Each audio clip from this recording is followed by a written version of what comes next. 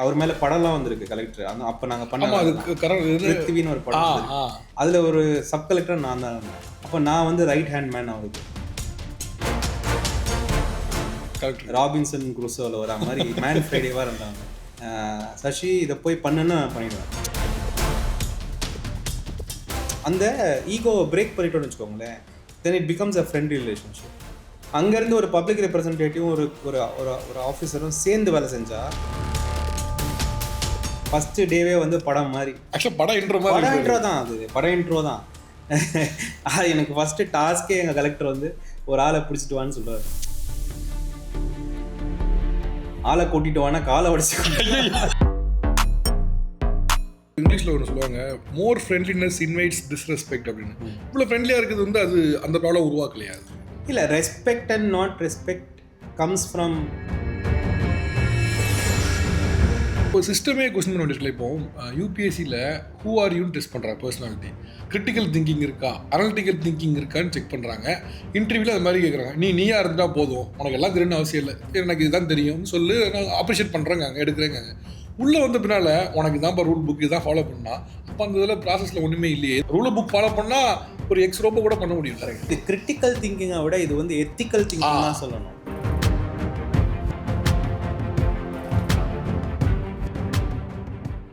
உங்களுக்கு first stent சொல்லுங்கள். First stent நீங்கள் முடிச்சோடனே டேரெக்டாக கலெக்டர் போக மாட்டாங்க. இந்த ட்ரைனிங் போவோம், சப் கலெக்டர் ஆஃபீஸ் ட்ரைனிங் போய்ட்டு அப்புறம் தான் வந்து கமிஷனர், அதுக்கப்புறம் தான் போடுவாங்க. ஃபர்ஸ்ட் ஸ்டென்ட் எங்கே சார்? ஃபஸ்ட்டு இதே வந்து பயங்கர ஒரு இதுதான், டைனமிக் அண்ட் ட்ராமேட்டிக்னு தான் சொல்லணும்.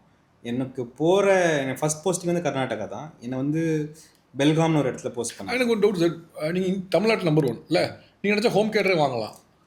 ஹோம் கேட்டர் சாய்ஸ் கொடுத்துருந்தேன், அந்த வருஷம் எனக்கு கிடைக்கல. எனக்கு கிடைக்கலன்னா ஏன்னா I belong to reserve category. Okay. So அது வந்து ஒரு ராஸ்டர் மூவ் ஆகும். அந்த ராஸ்டரில் அந்த ஹோம் கார்டர் வந்து ரிசர்வ் கேட்டகரி கிடையாது. எனக்கு சொன்னது வந்து என்னென்னா, ஒரு நீங்கள் ரேங்கிங் வைஸ் நம்பர் 1 நம்பர் 5 எல்லாம் இருந்தீங்கன்னா நீங்கள் கேட்குற கேட்டர் சொல்லுவாங்க. அது இன்ஃபேக்ட் இன்னைக்கு வரைக்கும் எனக்கும் அது பெரிய கன்ஃபியூஷன் தான். ஆனால் வந்து அது வந்து ஒரு கேட்குறது கொடுக்க மாட்டாங்க, ஒரு ராஸ்டர் இருக்கும், ஒரு ராஸ்டர் மூவ் ஆகும். இந்த வருஷம் தமிழ்நாட்டுக்கு 2 ஜென்ரல் ஒரு ரிசர்வ் அப்படி வரும். நான் வந்த வருஷம் there is no reserve, so I had to go to the next. Okay. So அதனால் உங்கள் நெக்ஸ்ட் சாய்ஸ் கர்நாடகா இருந்துச்சு. Next choice Karnataka. ஆர்எல்ஸ் நீங்கள் தமிழ்நாடு தான் சூஸ் பண்ணியிருப்பீங்க. தமிழ்நாடு தான் சூஸ் பண்ணியிருந்தேன், ஆனால் எனக்கு கிடைக்கல. அந்த ராஸ்டர் படி கிடைக்கலன்னா நம்ம தமிழ்நாடு தான் வந்திருக்கும். ஆமாம், வந்திருக்கும்.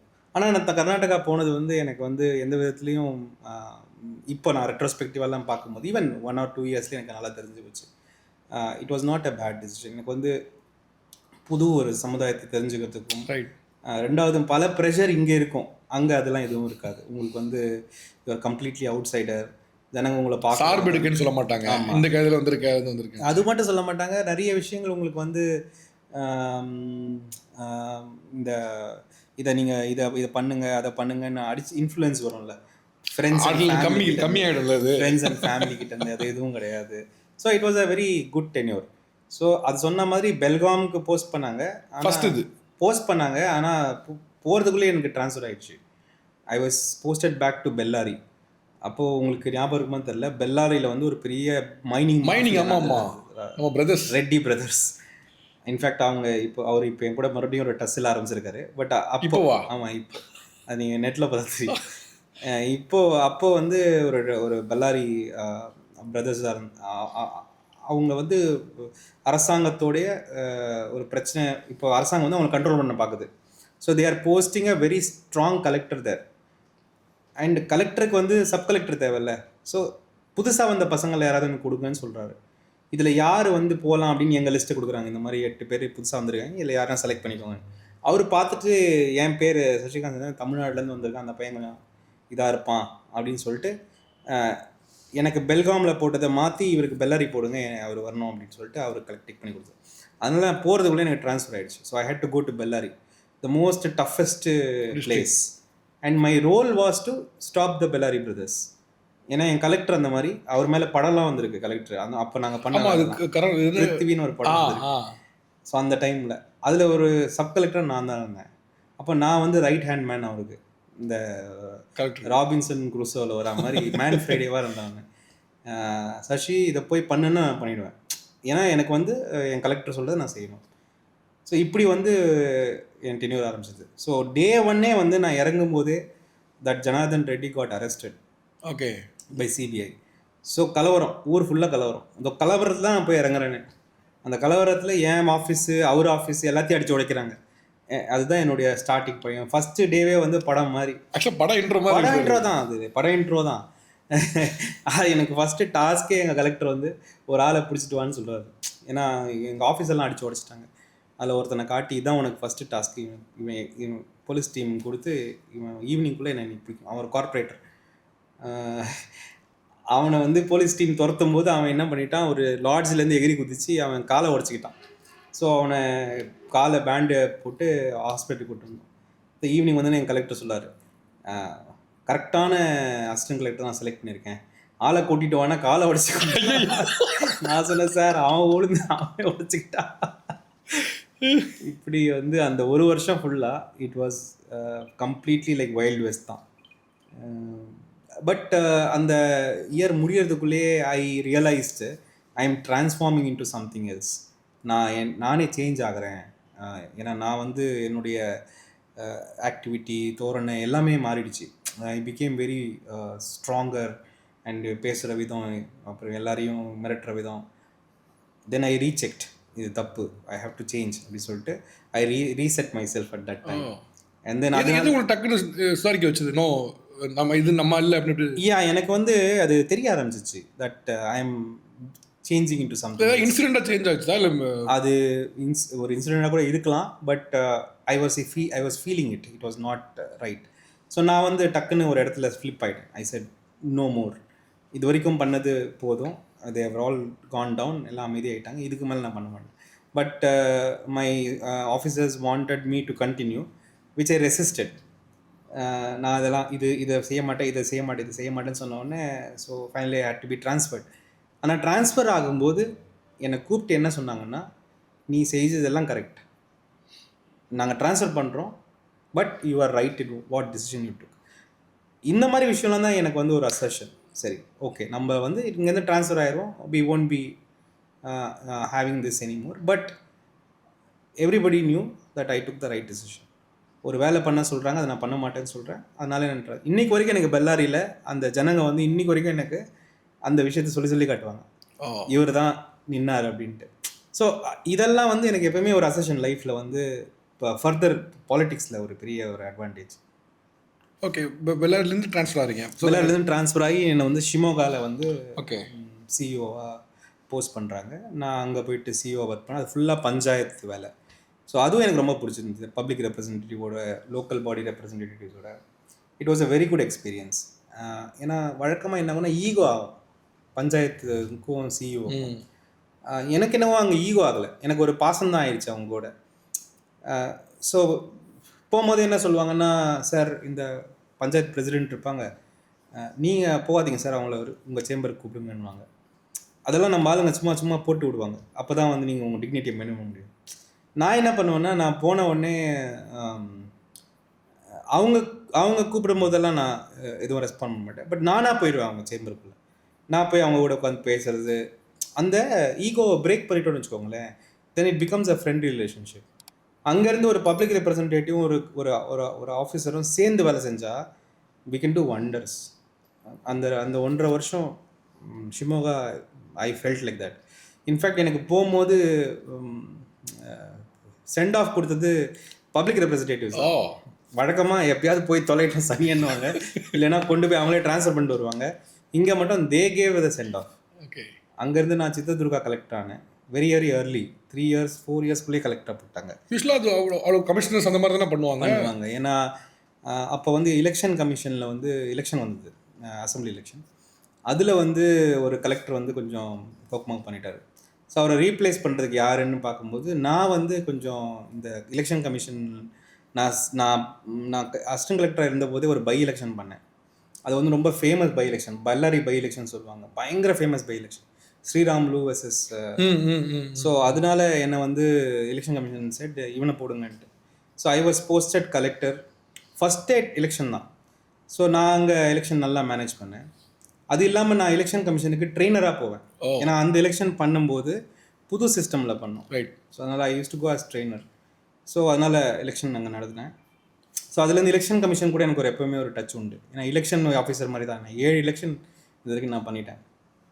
அதுக்கப்புறம் அந்த எலெக்ஷன் முடிஞ்ச உடனே I was posted to Bangalore as director mines. Again a very serious position because of my Bellary experience. Already அந்த ப்ராப்ளமா அந்த பெல்லாரி எக்ஸ்பீரியன்ஸ்னால இங்கேயும் வந்து ஐ வாஸ் வெரி டைனமிக். பழைய லீஸ் எல்லாத்தையும் கேன்சல் பண்ணிவிட்டு புது லீஸ் எடுத்து எல்லாத்துக்கும் they say that I that tenure saved around 50,000 crores for the state. 50,000 கோடி. ஆமாம், ஏன்னா நான் எல்லாம் ரீஆக்ஷன் பண்ணேன். புது ரீஆக்ஷன் பண்ணி பழைய லீஸ் எல்லாத்தையும் தூக்கிட்டு புது ரீஆக்ஷன் பண்ணி எல்லா மைன்ஸையும் நான் வந்து ஓப்பன் பண்ணிவிட்டேன். அதுக்கு முன்னாடி உங்களுக்கு தெரியுமா தெரியல, அதுக்கு முன்னாடி இந்த ஆஃபீஸர் எல்லாருமே அரெஸ்ட்டு. அந்த அளவுக்கு மோசமாக scam. From there I was posted to Mangalore as collector because of the communal reasons, communal issues. Sorry அங்கேருந்து I got posted as Raichur collector. அங்கே ஒரு 2.5 வருஷம் ராய்ச்சூரில் இருந்தேன். அது வந்து backward area, very dull area. அங்கே ஃபுல்லாக டெவலப்மெண்ட் தான், ஃபார்மர் இஷ்யூஸ் இதெல்லாம். அப்புறம் from there I got posted to Mangalore as Mangalore collector because of communal tensions. அது எனக்கு மேண்டேட் சொல்லி தான் அமிச்சாங்க, நீங்கள் இந்த டென்ஷன்லாம் நிறுத்தணும். ஸோ அங்கே போயிட்டு தான் நான் இருக்கும்போது தான் இவனுங்க பண்ணுற இந்த பிரச்சனையெல்லாம் பார்த்து ஐ தாட் ஹென்ஸ்ஃபோர்த் இதை வந்து பொலிட்டிக்கலாக தான் நம்ம அணுகணும். பட் சார், இப்போ நீங்கள் சொன்னீங்கல்ல, இப்போது ஒரு எலெக்ஷன் கமிஷன் நான் ஒரு 7 தடவை வந்து எலெக்ஷன் ஒர்க் பண்ணினேன். பொதுவாக ஒரு இது உண்டு என்னன்னா, ஒன்ஸ் எலெக்ஷன்ஸ் ஆர் அனௌன்ஸ்ட், இந்த எலெக்ஷன் கோட் ஆஃப் கான்டக்ட் வந்த பின்னால் கவர்மெண்ட் ஹாஸ் நோ பவர். அதுக்கப்புறம் வந்து எலெக்ஷன் கமிஷன் தான் இருக்கணும். 100% உண்மையாது. Most of that election commission has the mandate. Mandate okay sir, but still state police வந்து reports to chief secretary, home secretary or CM. அப்படி இருக்கப்போ இல்லை, இட் ரிப்போர்ட்ஸ் டு சிஎம் கிடையாது. Sorry, home secretary. No, home secretary reports to election commission. But police control அவங்க தான் இருப்பாங்க. இல்லை, இப்போது நீங்கள் எலெக்ஷன் டிக்ளேர் ஆகிடுச்சுனாவே all the officers are en masse deputed to the election commission. Okay, இதுதான் ஹைரார்கி. ஆனால் அந்த ட்ரெடிஷ்னல் ரோல்ஸ் இருக்குமான்னு கேட்டால் இருக்கும். ஆனால் election commission can transfer anybody. அந்த நேரத்தில் it can transfer anybody, it can suspend anybody, dismiss anybody. Election commission has all the power. So இவங்க சொல்கிறாங்கல்ல ஸ்டேட் கவர்மெண்ட்டில் தான் இன்னும் வேலை செய்கிறாங்கன்னு, அப்படியெல்லாம் கிடையாது. We report to the election commission. இப்போ லா அண்ட் ஆர்டர் அப்போ ஸ்டேட் கிட்ட அந்த நேரத்தில் இருக்குது. லா அண்ட் ஆர்டர் வந்தாலுமே கூட கன்கரண்ட்டாக அந்த 2 ரிப்போர்ட்டிங்கும் போகும். எலெக்ஷன் கமிஷன் வந்து ஒன்று பண்ணக்கூடாதுன்னு சொன்னால் அதை ஸ்டேட் கவர்மெண்ட் பண்ண முடியாது, அந்த ஆஃபீஸர் பண்ண முடியாது. ஓகே, அந்த ஆஃபீஸரை ட்ரான்ஸ்ஃபர் பண்ணிட்டு டிஜிபியே ட்ரான்ஸ்ஃபர் பண்ணுவாங்க. ஸ்டேட்டோட DGP, law and order DGP transfer பண்ண முடியும். பண்ணிடுவாங்க. ஓகே, ஸோ அந்த மாதிரி பவர்ஸ் எல்லாம் எலெக்ஷன் கமிஷன். ஓகே, ஸோ உண்மைதான். அது அந்த நேரத்தில் உண்மைதான். நீங்கள் கலெக்டர்லாம் ட்ரான்ஸ்ஃபர் பண்ணி பார்த்தீங்க அது. பட் மோஸ்ட்லி ஒரு இமேஜில் இருக்குன்னா என்னதான் இருந்தாலும் அது வந்து அவங்க கிளறப்பா இருக்கும் அப்படின்னு. ஆனால் கண்ட்ரோல் எல்லாம் இருக்க தான் செய்யும். அது வந்து சட்டிலாக பார்த்தீங்கன்னா இருக்க தான் செய்யும். ஆனால் பவர்ஸ் இருக்கான்னு கேட்டால் கண்டிப்பாக இருக்குது கமிஷன். கமிஷன் நினைச்சா எல்லாத்தையும் டைட் பண்ணும். அது ஒரு சீஃப் எலெக்ஷன் கமிஷனோட அந்த எலெக்ஷன் கமிஷனுடைய இதை பொறுத்து இருக்கு. ப்ராப்ளம் இப்போ கமிஷன் அந்த மாதிரி இல்லை தான். ஓகே, ஸோ மேங்களூர் தான் உங்களுக்கு தாட் வந்து நீங்கள் மூவ் ஆகிறீங்கல்ல. ஓகே, பட் நீங்கள் இருந்த டென்யூரில் அப்போ யார் அங்கே ரூலிங் சார்? அப்போ வந்து நான் இருந்த டென்யூரில் வந்து குமாரசாமி டிடிஸ். ஓகே, யா. அதுக்கப்புறம் காங்கிரஸ் கவர்மெண்ட் வந்தது, அதுக்கப்புறம் பிஜேபி கவர்மெண்ட் வந்தது. பட் எனக்கு வந்து எந்த கவர்மெண்ட்டுமே பிரச்சனை பண்ணது கிடையாது. சாரி, நான் இருந்தபோது என்னை போஸ்ட் பண்ணது சித்தராமையா. ஓகே, காங்கிரஸ் தான். Then came Kumaraswamy. Okay, then came BJP. Okay okay okay. ஏன் கேட்டோம்னா, இப்போ காங்கிரஸ் வைக்கக்கூடிய பெரிய சார்ஜ் என்னென்னா, கோர்ட்டில் ஜட்ஜஸ் இவங்கெல்லாம் வந்து வேலை பார்க்குறாங்க, இன்னும் திரும்பி பார்த்தா ரிசைன் பண்ணுறாங்க, பிஜேபி போய் ஜாயின் பண்ணிடுறாங்க, இல்லைனா வந்து ஒரு எம்பி ஆயிடுறாங்க. அஃப்கோர்ஸ் நீங்களும் வந்து இதுலேருந்து வந்தீங்கல்ல, ஸோ அதனால் யூபிஎஸ்சில் வந்தீங்களா, ஸோ தட் அவங்க அந்த சார்ஜும் உங்கள் மேலே ரிவ்யூ பண்ண முடியல. அதுக்காக கேட்டேங்கண்ணா. எனக்கு நான் எப்படின்னா ஒரு 2019 நான் ரிசைன் பண்ணேன். நான் காங்கிரஸில் சேர்ந்ததே 2021 தான். அது வரைக்கும் நான் வந்து இந்த பீப்புள்ஸ் மூமெண்ட்டில் தான் இருந்தேன். ரைட். எனக்கு அப்போ வந்து எந்த அரசியல் கட்சிக்கு மேலே பெரிய நம்பிக்கை இல்லை, டு பி வெரி ஃப்ரேங்க். தென் 21 காங்கிரஸை நான் தேடி போகும்போது கூட நானாக தான் போய் போனேன். அவங்க கூப்பிடல, நானாக தான் போய் போனேன். நானாக போய் போகும்போது கூட என்ன பொசிஷனில் நீங்கள் போகணுன்னு நினச்சா கூட எனக்கு பொசிஷன் வேண்டாம் தான் நான் சொன்னேன். எனக்கு ஒரு ரோல் கொடுங்க எலெக்ஷனில். அப்போ நானாக தான் வந்து ஒரு இங்கே வார் ரூம் அப்படின்னு ஒரு ரோல் எடுத்துகிட்டு வந்தேன். வெரி லேட் தான் அழகிரி தலைவர் வந்து என்னை வந்து கோஆர்டினேட்டராக போட்டார். பட் செக்ரட்டரினாலோ இல்லை ஒரு ஒரு எம்பி எம்எல்ஏ ஆகணும்லாம் எனக்கு வந்து அப்போ எண்ணமும் இல்லை, காங்கிரஸுக்கும் அந்த எண்ணமும் இல்லை. ஸோ நானாக தான் தேடி போனேன் காங்கிரஸை. ஸோ என்னை யாருமே கூப்பிடல. நீங்கள் கூப்பிடல, பட் இப்போ அந்த மேஜர் சார்ஜ் இப்போ காங்கிரஸ் வைக்கிறாங்க. இப்போ வந்து எந்த இன்ஸ்டிடியூஷன்ஸுமே வந்து இன்ஸ்டிடியூஷனாக இல்லை. ஸோ இது வந்து வேற மாதிரி. இப்போ சுப்ரீம் கோர்ட் ஜட்ஜாக இருந்து நீங்கள் அயோத்தியா வேர்டிக்ட் கொடுத்துட்டு ராஜ்யசபா மெம்பராக உங்களை ஆக்குறாங்கன்னா அதை நீங்கள் எப்படி பார்ப்பீங்க? நீங்கள் சொல்ற விமர்சனம் இருக்கு. இப்போ அது போல இப்போ நீங்கள் இருக்கப்போ அங்கேருந்து ஒர்க் பண்ணீங்க, ஸோ தட் நீங்கள் அங்கே பண்ணிருக்க மாட்டீங்கன்னு ஒரு சார்ஜ் இருக்குங்களா? அதுக்காக கேட்டேன். சார்ஜ் வைக்கலாம், பட் யார் பார்த்தாலும் தெரியும் அதில் சார்ஜில் இல்லை. ஓகே. ஸோ இப்போ எனக்காக அந்த பார்ட்டி வந்து ஏதாவது குவிட் ப்ரோக்கோ பண்ணியிருந்தாங்கன்னா okay, it's not easy. Lok Sabha election நின்று ஜெயிக்கிறது, ஜனங்கிட்ட போய் ஜெயிக்கிறதுலாம் வந்து நான் சாதாரண விஷயம் கிடையாது. There is no quid pro quo and there is nothing commensurate in time. But sir இப்போ நீங்கள் மட்டும் இல்லை, நிறைய பேர் ஐஏஎஸ் ஐபிஎஸ் வந்து ரிசைன் பண்ணி உள்ளே வந்திருக்காங்க, சிஎம் வரைக்கும் கூட இது பண்ணாங்க. பட் இந்த வழி இருக்குல்ல, இந்த வழி வந்து இஸ் தட் ஓகே? பாலிடிக்ஸ்க்கு வழி, அதாவது வேணும்னு வரல, பாலிடிக்ஸ் வழி வந்து இப்படி சுற்றி வரணும்னு இல்லை, பட் அங்கேருந்து இப்படி வர்றதுங்க இருக்குல்ல, அது வந்து ஒரு ஹெல்த்தியான வேயான்னு கேட்குறேன். ஏன்னா 1-2 பேர்னா அது ஒரு பெரிய ப்ராப்ளம் இல்லை. மோர் பீப்புள் இவ்வளோ பேர் இருக்குங்கப்போ கவர்மெண்ட்டுமே இவங்களுக்கு ஃபண்ட் பண்ணியிருக்கு. இப்போ யூபிஎஸ்சி எக்ஸாம் எழுதுக்குன்னா அவங்கள ஃபண்ட் பண்ணியிருக்கு, அவங்கள ட்ரெயின் பண்ணியிருக்கு, அவங்கள போஸ்டிங் பண்ணியிருக்கு.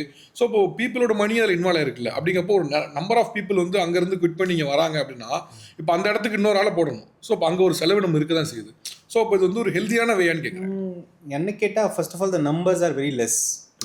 ரொம்ப இல்லை, பட் இந்த மாதிரி ரிசைன் பண்ணிட்டு வரதெல்லாம் ஹார்ட்லி ஒருத்தர் 2 பேர் தான். நான் லிஸ்ட் ஆக்சுவலாக நேற்று வரும் பார்த்தேன்.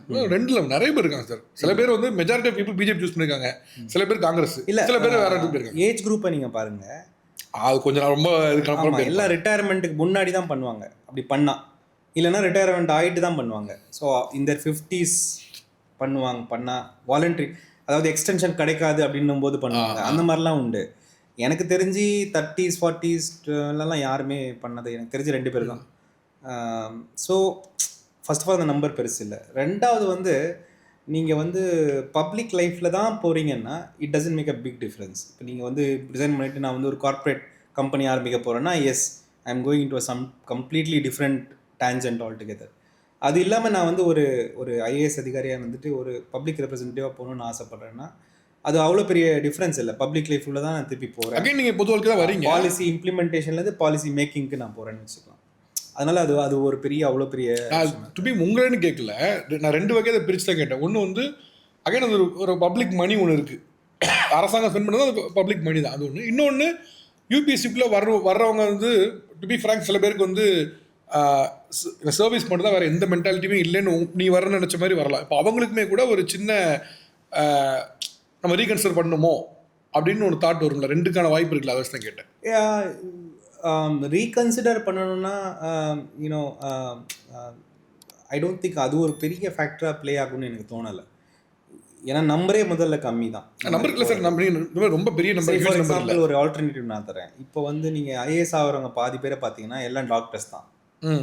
இப்போ கவர்மெண்ட் மெடிக்கல் காலேஜில் படிச்சுட்டு டாக்டர் ஸ்கில்ல ஏர்ன் பண்ணிவிட்டு நீங்கள் ஐஏஎஸ் அதிகாரி ஆகலாமான்னு கேட்டால் அஃப்கோர்ஸ் அது ஒரு கொஸ்டின் தான்.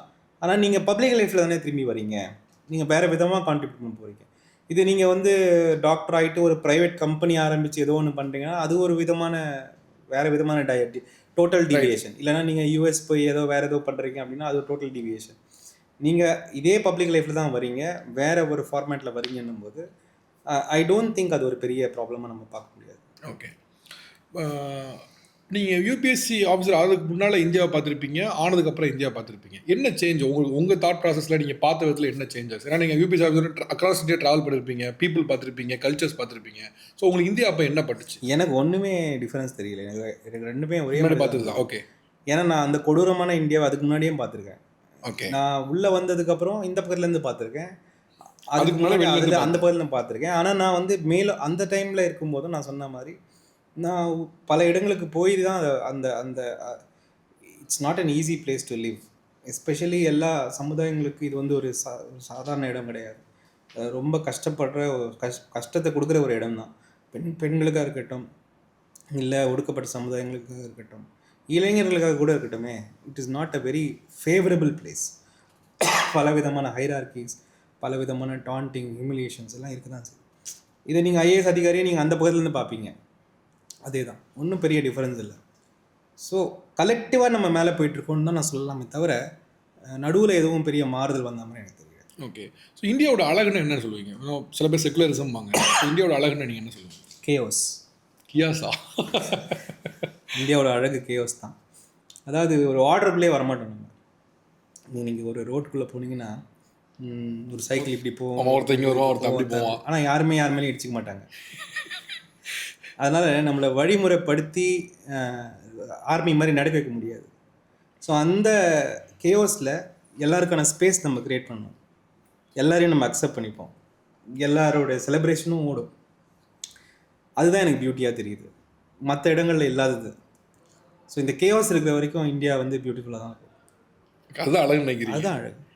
நான் கூட மேபி செக்குலரிசம், ப்ளூரலிசம் ஏதாவது சொல்லுவீங்க. அது எல்லாத்துக்கும் அந்த கேயோஸ் தான் காரணம். நீங்கள் செக்குலராக எப்படி இருக்க முடியுதுன்னா, நீங்கள் ஒரு ஆர்டராக இருந்து பாருங்களேன். ரொம்ப ஆர்டராக இருந்தீங்கன்னா உங்களால் குரூப்பாக தான் யோசிக்க முடியும். ஒரு ஆர்டர் இல்லாத போது தான் ஒரு செக்குலரிசமே உண்மையாக உருவாகும். ஓகே. அந்த மாதிரி ஒரு மிக்ஸ்டு, ஒரு தெருவில் 10 பேர் இருக்கிறதுனால உனக்கு வந்து இவன் அந்த குரூப் தெரியாது, எல்லாருமே ஒன்றா தான் இருப்பாங்க. அதுதான் பியூட்டி. பட் அப்படி அதுக்கு நடுவில் தானே இவ்வளோ கேஸ்ட்டு, இவ்வளோ பிரச்சனை அதுக்குள்ளே தானே இருக்குது. இல்லைன்னு சொல்லலை. அது வந்து other part. The difficult part is that இதை அடக்கிறதுக்கு தான் இந்த இந்த இந்த கேயோஸை, பியூட்டிஃபுல் கேயோஸை அடக்கிறதுக்கு தான் முறைகளை புதுசாக உருவாக்கணும். ஜாதி ஒரு முறை, நம்மலாம் ஒரு குரூப்பு, நம்மலாம் ஒரு பக்கம் போகலாம் அப்படின்னு சொல்கிற ஒரு சிஸ்டம், வழியாக இதுதான் பண்ணணும் அப்படின்னு சொல்கிற ஒரு சிஸ்டம், இதெல்லாம் தான் நம்ம எதிர்த்து போராட வேண்டிய. But by nature we are chaotic. ஒரு பை நேச்சரே நம்ம வந்து ஒரு கேயோஸில் இருக்கிற ஆட்கள். நம்மளை வந்து நம்மளை ஆளணும்னு, நம்மளை ஒருமைப்படுத்தணும். நீங்கள்லாம் ஒரு குரூப் அப்படின்னு அப்படி படித்து சண்டை போட வச்சா தான் ஒர்க் அவுட் ஆகும். ஸோ அதுக்கான வழிமுறைகள் தான் அந்த காலத்தில் கண்டுபிடிச்சிட்ருக்காங்க. ஜாதி, மதம், வேறு சிஸ்டம்ஸு. ஆனால் அதையெல்லாம் தாண்டி ஓரளவுக்கு நம்ம வந்துக்கிட்டு தான் இருக்கணும் தான் எனக்கு. இங்கிலீஷில் ஒன்று சொல்லுவாங்க, மோர் ஃப்ரெண்ட்லினஸ் இன்வைட்ஸ் டிஸ்ரெஸ்பெக்ட் அப்படின்னு. இவ்வளோ ஃப்ரெண்ட்லியாக இருக்குது வந்து அது அந்த ப்ராப்ளம் உருவாக்கலையா? இல்லை, respect and not respect comes from a lot of things. நீங்கள் ஒரு ரூலை வச்சு ரெஸ்பெக்ட் கொண்டு வரலாம், குட்னஸ்ஸாலேயும் ரெஸ்பெக்ட் வரும். ஓகே. குட்னஸ்ஸால் வர ரெஸ்பெக்ட் வந்து ஜென்யூனாக இருக்கும். அதனால சொசைட்டியும் ஸ்ட்ரக்சரும் ஆர்கனைசேஷனும் மேலே போகும். அதுக்கு முதல்ல நீங்கள் வந்து ஈகோவை முழுமையாக விடணும். நீங்கள் ஈகோவை முழுமையாக விடலைன்னா, ஈகோவை முழுமையாக விடலைன்னா என்ன ஆகும்னா நடுநடுவில் அது தலையை தூக்கி பார்க்கும். அப்போது நமக்கு வேறு ஏதோ ஒன்று வரும். ஸோ இன்ஃபேக்ட் இன்னும் அந்த லெவலுக்குலாம் யோசிக்க வேண்டாம். பட் ஐ ஃபீல் ஈவன் இப்போ நான் சொல்கிறேன், இப்போ ஜென்ரலாக ஒரு ரூல் கூட சொல்கிறேன். இந்த அடுத்த ஜென்சி இருக்காங்கல்ல, ஜென்சி கூடலாம் நீங்கள் வந்து ரூல் பேஸ்ட் சிஸ்டம் ரன்னே பண்ண முடியாது. It is impossible. You have to give respect, you have to trust them. They in fact in many areas are more entrepreneurial than you. Okay, they want to fast, they want to tell their ideas, they want to become something. So இதெல்லாம் நீங்கள் புரிஞ்சிக்காம இன்னும் அந்த boomer வேர்ல்ட்லேயே இருந்தோம்னா we will not gel. So I feel we are moving towards a very non-hierarchical management system. அது எல்லா இடத்துலையுமே நம்மளால் பார்க்க முடியும். நம்ம சமுதாயங்கள் அதை இன்னும் ஜாதி கீதின்னு வச்சு மெயின்டைன் பண்ணிட்டு இருக்கோம். But I don't think that is going to work in the modern world. Okay. நீங்கள் சொன்னீங்க ஒரு நல்லது நடக்குது, சொசைட்டிக்கு நல்லது இருக்குது அப்படின்னா அதில் ஒரு 4 ரூல் இருந்தால் அதில் ஒரு ரூலை ஸ்கிப் பண்ணி கூட பண்ணலாம் அப்படின்னு. உங்கள் டென்யூரில் ஒரு 10-12 இயர்ஸ் டென்யூரில் உங்களுக்கு வந்து ஒரு சென்ஸ் ஆஃப் ஹாப்பி ஒன்று இருக்குங்களா? இன்றைக்கும் நான் வந்து ஐ கேன் ப்ரௌட்லி சே, இல்லை என் மனசில் என்னால் என்னமோ ஹாப்பியாக இருக்கும், ஏதாவது ஒன்று சொல்லுங்கள். பல நடந்திருக்கு, ஏகப்பட்டது நடந்திருக்கு. ஏதாவது ஒன்று ரெண்டு ரீகால் பண்ண முடியுமா? நிறைய ரீகால் பண்ணலாம். கோவிட்லேருந்து ஆரம்பித்து அதுக்கு முன்னாடியிலேருந்து. ஓகே, மேங்களூரில் வந்து ஒரு பெரிய ஃப்ளட் ஒன்று வந்தது. ஆக்சுவலாக நான் மேங்களூர் போன உடனே ஒரு அர்பன் ஃப்ளட் ஒன்று வந்தது. அந்த அர்பன் ஃப்ளட்டில் வந்து within a matter of 5 hours ஒரு 100-200 சென்டிமீட்டர் மழை மேங்களூர் சிட்டிக்குள்ளே பெஞ்சிச்சு. பெஞ்ச உடனே பேனிக் ஆகிட்டாங்க எல்லாருமே. பேனிக் ஆன உடனே நான் as a collector, new collector, நான் கண்ட்ரோல் ரூமை எடுக்கிறேன். அங்கே வந்து டிசாஸ்டர் மேனேஜ்மெண்ட் அத்தாரிட்டியில் உட்காடுறேன். எங்கேயுமே கோஆர்டினேஷன் இல்லை. ஃபயர் சர்வீஸ் ஒரு பக்கம் ஓடுறாங்க, வால் கொலாப்ஸ் ஆகுது, ஸ்கூலில் பசங்க மாட்டிக்கிட்டாங்க, அவங்கள தண்ணி போயிடுச்சு, அவங்கள ரெஸ்கியூ பண்ணணும். போட்ஸ் இல்லை, எதுவுமே ஒரு ஹேவயராக இருந்தது. தென் அன்னைக்கு வந்து we lost 3 people. I was very affected. என்னடா இது வந்த உடனே இந்த மாதிரி ஒரு நம்மளால் பண்ண முடியாத போயிடுச்சு அப்படின்ட்டு ராத்திரி முழுக்க எனக்கு தூக்கமே இல்லை. தென் நெக்ஸ்ட் டே நான் வந்துட்டு எங்ககிட்ட என்னென்ன ரிசோர்ஸஸ் இருக்குதுன்னு நான் எடுத்து பார்க்கும்பொழுது ரிசோர்ஸஸில் வந்து ரெஸ்கியூ பண்ணக்கூடிய ரிசோர்ஸஸ் எதுவுமே இல்லை. போட் இருக்குது, ஆனால் அதெல்லாம் ஃபிஷர்மேன் போட்டு, அதை நீங்கள் தூக்கிட்டு வர முடியாது. நீங்கள் எப்படி ஒரு இமீடியட் ரெஸ்கியூக்கு அதை யூஸ் பண்ணுவீங்க? உங்களுக்கு ரப்பர் போட் தேவை, எதுவுமே கையில் இல்லை. கேட்டால் நாங்கள் வந்து ப்ரப்போசல் அமைச்சிருக்கோம் சார், இது வந்து டிசாஸ்டர் மேனேஜ்மெண்ட் ஃபண்ட்லேருந்து வரணும், அதை கொடுக்கல அப்படின்னு. நானும் எங்கள் ஆஃபீஸில் கேட்டு பார்த்து மேலே கேட்டு பார்த்தேன். அவங்க வந்து இல்லை இப்போ நாளைக்கு கொடுக்குறோம், இன்றைக்கி பண்ணுறோம், இப்படியே ஓட்டிக்கிட்டே இருந்தாங்க. ஸோ ஐ தாட் இதெல்லாம் இப்படி ஒர்க் அவுட் ஆகாதுன்னு சொல்லிட்டு I used my discretion. I used funds from some other head of account, which is I am not supposed to use. Oh. And then I bought 8 boats. ஒரே நாளில் 8 போட்டு, oxygen cylinder எல்லாம் நானே வந்து move பண்ணி வாங்கிட்டேன். It is not right. Rules படி பார்த்தோன்னா இட் இஸ் அந்த ஃபண்டில் இருக்கக்கூடாது, அந்த ஃபண்டில் இருக்கக்கூடாது, அந்த மெத்தட்லேயும் இருக்கக்கூடாது. Okay, but I overshot. நான் ஓவர் ஷாட் பண்ணி என் டெலிவரி வாங்கி என்னுடைய ஃபயர் சர்வீஸை நான் ட்ரெயின் பண்ணுறேன். ஒரு வாரத்துக்குள்ளே ஒரு ஹியூஜ் மழை. அது வந்து மேங்களூர், உடுப்பி, காசர்கோடு, அப்புறம் மடிக்கேரி, எல்லா இடத்துலையும் மழை. மடிக்கேரி என்ன ஆயிடுச்சுன்னா அப்படியே மலை மடிக்கேரி அப்படியே சேராக இறங்கி அப்படியே கீழே காசர்கோடுக்கு வந்துடுச்சு. Heavy landslides. அப்போது எல்லா பக்கமும் எல்லா கலெக்டருங்க கையிலையும் ஒன்றும் இல்லை. அப்போ நான் தான் வந்து 2 போட்டு உடுப்பிக்கு, 2 போட்டு மடிக்கேரிக்கு, 2 போட்டு காசர்கோடு, கேரளாக்கும் எதை பற்றியும் கவலைப்படாது, நான் வேறு ஸ்டேட் அதை பற்றிலாம் கவலைப்படாது, இங்கே எடுத்துகிட்டு போங்கன்னு சொல்லி லாரியில் போட்டு 2 போட், அப்புறம் 2 போட் நான் வச்சு மீதி ரெஸ்கியூ பண்ணோம். அந்த ரெஸ்கியூவில் மட்டுமே மேங்களூரில் மட்டுமே நாங்கள் 2000 பேர் கிட்டத்தட்ட சேவ் பண்ணியிருப்போம், அந்த 2-3-4 போட்டை வச்சுட்டு. அதே மாதிரி காசர்கோட்லேயும் அதே மாதிரி இதுலேயும். ஸோ அன்றைக்கி நான் அந்த பர்ச்சேஸை நான் பண்ணலைன்னா மெனி லைஃப் லாஸ்ட். ஸோ இன்றைக்கி வரைக்கும் கூட அதுக்கப்புறம் போஸ்ட் எங்கள் செக்ரட்டரிலாம் வந்தாங்க, நான் சொன்னேன் இந்த மாதிரி நான் வாங்கி அமிச்சேன். தே வர் வெரி அப்ரிஷியேட்டிவ். ஏன் இந்த மாதிரி மற்றவங்க ஏன் பண்ணலன்னு கேட்டால், அது ரூல், நீங்கள் பிரேக் பண்ண முடியாது. பட் பாயிண்ட் என்னென்னா, அன்றைக்கி when I took that decision, I had the same yardstick. இது எனக்காக பண்ணுறேனா? இல்லை. இதில் என்னை பிடிச்சிட்டாங்கன்னா நான் வந்து இதுக்கு வெக்கப்படுவேனா? கிடையாது. திருப்பி ஒரு சான்ஸ் கிடச்சா இதே பண்ணுவேனா? கண்டிப்பாக பண்ணுவேன். அப்படி இருக்கும்போது I used to go ahead and break the rule. ஆனால் சார் இப்போ சிஸ்டமே கொஸ்டின் பண்ண வேண்டியிருக்கல. இப்போ யூபிஎஸ்சியில் ஹூ ஆர் யூன்னு டெஸ்ட் பண்ணுறாங்க, பர்சனாலிட்டி, கிரிட்டிக்கல் திங்கிங் இருக்கா, அனலிட்டிக்கல் திங்கிங் இருக்கான்னு செக் பண்ணுறாங்க. இன்டர்வியூவில் அது மாதிரி கேட்குறாங்க, நீயா இருந்தால் போதும், உனக்கு எல்லாம் தெரியணும்னு அவசியம் இல்லை, எனக்கு இதுதான் தெரியும்னு சொல்லி நான் அப்ரிஷியேட் பண்ணுறேங்க, எடுக்கிறேங்க. உள்ளே வந்த பின்னால் உனக்கு தான் ரூல் புக் இதான் ஃபாலோ பண்ணால், அப்போ அந்த இதில் ப்ராசஸில் ஒன்றுமே இல்லையே. எது கிரிட்டிக்கல் திங்கிங், எதுக்கு வியூ, எதுக்கு அனலிட்டிக்கல், எதுக்கு ஐடியாலஜி? ரூல் புக் ஃபாலோ பண்ணால் ஒரு எக்ஸ் ரோப்போ கூட பண்ண முடியும். கரெக்ட். ஆனால் பியூரோக்ரஸியோடைய ஒரு ரோல்னு ஒன்று இருக்குது. Bureaucracy has to stick under the rules. அதான் இப்போ இந்த மாதிரி இடத்துல கூட எல்லா ஆஃபீஸர்ஸ்க்கும் இந்த ரூல் ஒரு தடையாக இருக்கும் அப்படின்னா, அப்புறம் கிரிட்டிக்கல் திங்கிங், அனலிட்டிக்கல் திங்கிங் இவ்வளோ இருந்தது, ஐ மீன் அதில் என்ன மீன் இருக்குன்னு எனக்கு தெரிஞ்சு அப்படி வந்து யாருமே வந்து எத்திக்ஸை தாண்டி உங்களை வந்து யாரும் தடையாக இருக்க சொல்லலை. இது வந்து இப்போ ஒருத்தங்க சாகுறாங்கன்னு வச்சுக்கோங்களேன். இல்லை சார், நான் உங்களுக்கு இல்லை, நான் இப்போ ஒரு டிசாஸ்டரில் இப்படி எடுக்க சரிதான், I stand with you. But இப்போ எல்லா ஆஃபீஸர்ஸ்க்கும் அது ஒரு சின்ன நெருடல் இருந்துகிட்டு இருக்கு. ஒரு சில பேர் உங்கள் இடத்துக்கு வராங்க, ஒரு சில பேர் வராமல் இருக்காங்கன்னா, அப்போ இந்த கிரிட்டிக்கல் திங்கிங், அனலிட்டிக் திங்கிங்லாம் செக் பண்ணிவிட்டு, ஆனால் எண்ட் ஆஃப் த டே நீ ரூல் புக் படி ஃபாலோ பண்ணியிருக்கியான்னு ஒரு செக் வைப்பாங்கன்னா, அப்புறம் அதில் என்ன மீன் இருக்குது அப்படி கேட்க. இது கிரிட்டிக்கல் திங்கிங்கை விட இது வந்து எத்திக்கல் திங்கிங் தான் சொல்லணும். எத்திக்கல் திங்கிங் இருக்கான்றது தான் கேள்வி. எத்திக்கல் திங்கிங் இப்போ தான் அவங்க டெஸ்ட் பண்ணவே ஆரம்பிக்கிறாங்க. இது வரைக்கும் இப்போ இந்த அரசாங்கம் வந்ததுலேருந்து அது கூட இல்லை. இந்த அரசாங்கம் வந்ததுலேருந்து உன்னால் வந்து குவான்டிடேட்டிவ் போட முடியுதா, மேத்தமெட்டிக்ஸ் பண்ண முடியுதா, இப்படி யோசிக்க ஆரம்பிச்சிட்டாங்க. எத்திக் எந்த அளவுக்கு இருக்குது அப்படின்றத வந்து ஒரு பெரிய செக் இருந்ததில்லை முன்னாடியெல்லாம். அது எப்படி இருக்கும்னா, உங்களை வந்து ட்ரெயின் பண்ணுவாங்க, அந்த மாதிரி உங்களை வந்து ரிகரில் கொண்டு போவாங்க. உங்களை வந்து 8-10 நாள் ஒரு ட்ரெக்கில் அனுப்பிச்சி விட்ருவாங்க. அங்கே வந்து தண்ணி குடிக்கணும், நீங்கள் எல்லாரும் கூட இருந்தாகணும், நீங்கள் வந்து பாத்ரூம் கிடையாது, எல்லா ஐஎஸ் ஐபிஎஸ் எல்லாமே. அப்போ உங்கள் ஈகோ எல்லாம் உடச்சி வர மாதிரி ட்ரெயின் பண்ணுவாங்க. எத்திக்ஸ்ன்றது வந்து ரொம்ப யங் ஏஜ்லேருந்து வர்றது. இப்போ அந்த எக்ஸாம் சொன்னல, ஒரு வருஷம் வைக்கிறது, அது கூட அதோட டெஸ்ட் தான். நீங்கள் நிறைய பேர் ஒரு வருஷம் உனக்கு என்ன இருக்கு, உனக்குள்ள அந்த ஸ்டஃப் இல்லைன்னு வச்சுக்கோங்களேன், நீங்கள் அதை வந்து பாசிட்டிவாக அதுலேருந்து வெளியே வர முடியாது. நீங்கள் உடஞ்சி போனால் ஆளாக தான் வெளியே வருவீங்க. ஸோ இது மாதிரியே தான் அவங்க வச்சுருந்தாங்களே தவிர, அப்போல்லாம் அந்த சைக்கலாஜிக்கல் மெத்தடெல்லாம் இல்லை எத்திக்ஸ் டெஸ்ட் பண்ணுறது. இல்லை ஒரு கிளாரிட்டி கூட இல்லை, இதெல்லாம் பண்ணலாம் பண்ணக்கூடாதுன்னு. இப்போ I think much clarity has come, people are there. But still you know நீங்கள் இவ்வளோ டஃப்பான சுச்சுவேஷன்லாம் விட்டுருக்கேன், நார்மல் சுச்சுவேஷன்லேயே unnecessarily people using their power, trying to be more than what they are, trying to oppress, trying to show off, இதெல்லாமே ஜாஸ்தியாக இருக்குது. Power கையில் வந்த உடனே அதை வீல்டு பண்ணுறது இருக்குல்ல, அது வந்து ஒரு பெரிய சேலஞ்சு. ஆக்சுவலி இது எப்படி நடக்குது நினைக்கிங்க சார்? ஏன்னா இப்போ உள்ளே வரும்போது நீங்கள் சொன்ன மாதிரி ஒரு ப்ரிலிம்ஸு மெயின்ஸு முடிச்சு இன்டர்வியூ, அதுக்கப்புறம் நீங்கள் சொன்ன மாதிரி ஐஏஎஸ் ஐபிஎஸ் ஐஎஃப்எஸ் ஐஆர்எஸ் எல்லாத்துக்குமே ஒரு ட்ரெக் அனுப்பி நீ அங்கே 4 நாள் தங்கியிருக்கு, இதெல்லாம் பண்ணி உங்கள் ஈகோ ஷேட்டர் பண்ணுறதுக்காக தான் பண்ணுறாங்க. இருந்தாலும் கூட இப்போ இன்னை வரைக்குமே ஹைகோர்ட்லேருந்து எல்லாருமே போலீஸ் டிபார்ட்மெண்ட் தான் ஆர்டர்லி முறையை ஒழிச்சிருங்க, ஒழிச்சாச்சுட்டு இருக்குது, பட் நீங்கள் வீட்டில் வச்சுருக்கீங்க அப்படின்னு.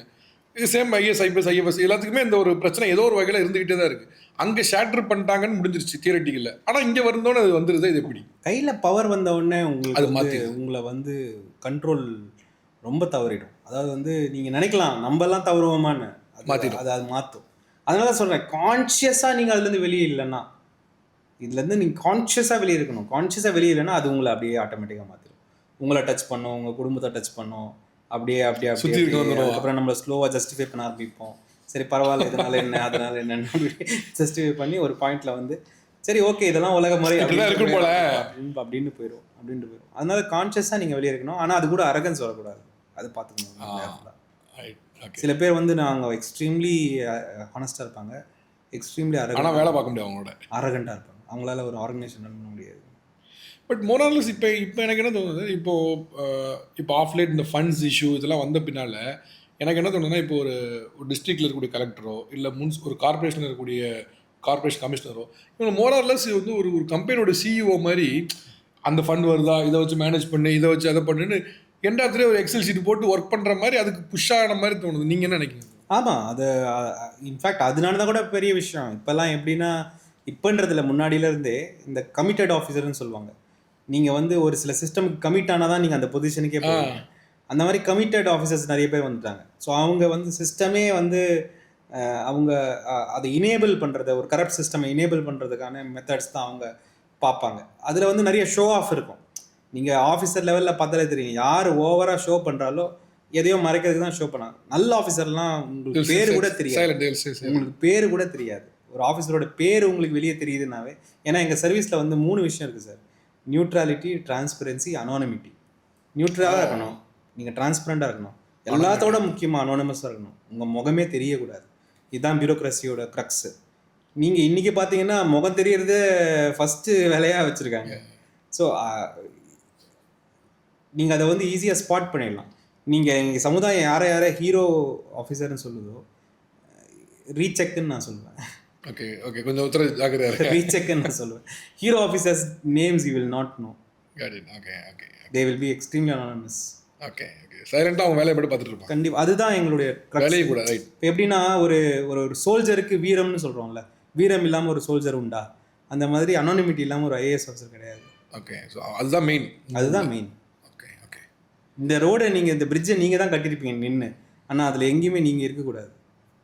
Okay okay, that's not your treat. Okay, maybe மக்கள் அதை கொண்டாடலாம், பட் நாம அதை இது பண்ண மக்கள் அதான் அந்த கொண்டாடுற இதுக்கு கூட நீங்கள் வந்து அந்த எனேபிளிங் கூட பண்ணக்கூடாது. That credit should go to the public representative. Okay okay, அதை பண்ண அரசாங்கமும் மக்களால் தேர்ந்தெடுக்கப்பட்டவர்களுக்கும் தான் அந்த கிரெடிட் போகணும்.